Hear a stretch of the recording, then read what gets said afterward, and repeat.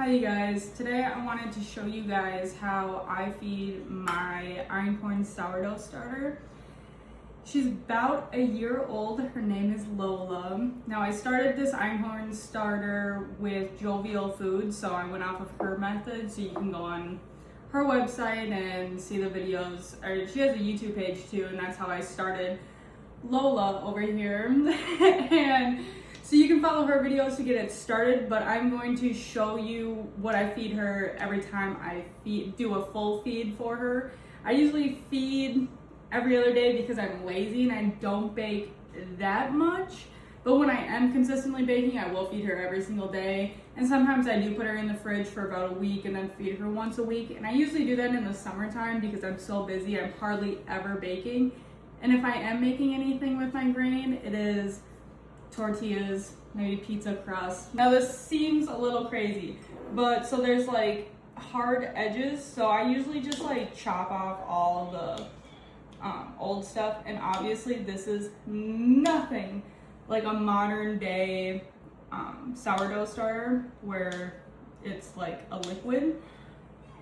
I feel like this is way easier to maintain. Truly I do. Now I'm cutting off a lot just because I'm not baking a lot right now, so I don't really need a lot of starter in this moment. And then I just throw this away. And you can use this. I mean, I use it in like my pizza crust and stuff like that, and I just use like boiling hot water to be able to melt it and have it dissolve. And I still throw in a little bit of yeast too when I'm doing my pizza dough. We'll do another video on that. Okay, so I do 30 grams of water,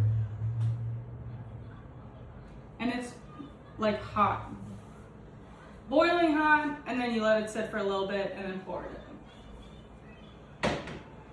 You're not going to kill her or him, whatever you choose, and it's just too dense for the boiling hot water just to kill all the bacteria that's in there.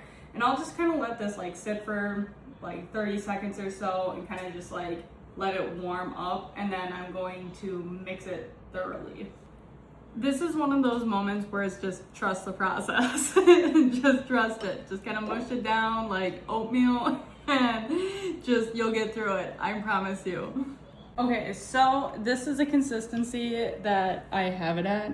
It's like, I don't know. It's still kind of mushy, but it's like oatmeal kind of consistency. It doesn't have to be perfect by any means. Just where you want most of it incorporated and be able to absorb the best, right? That's what we're going for. So I'm going to mill out 50 grams of flour. I do not sift it when I'm using it to feed Lola though.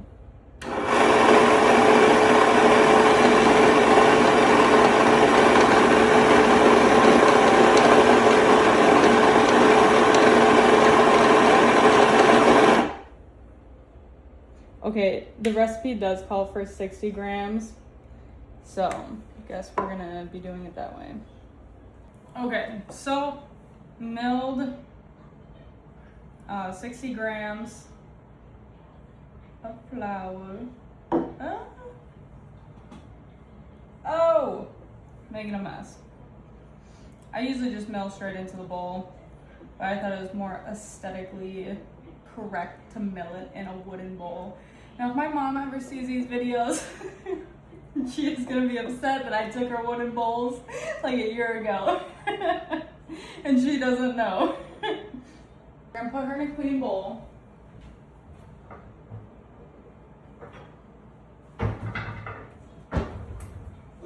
So I pick this up with my hands and I will just roll her into a ball.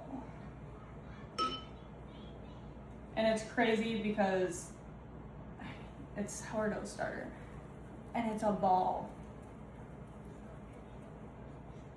Like, it's sticky, don't get me wrong. So it takes a long time to deal with the stickiness. Okay, and then I put saran wrap over the top. I do have a small hole poked in the saran wrap with like a toothpick or something. And yeah, she's all done. You just let her sit. And I do this every other day. You should probably do it every day if your starter is new.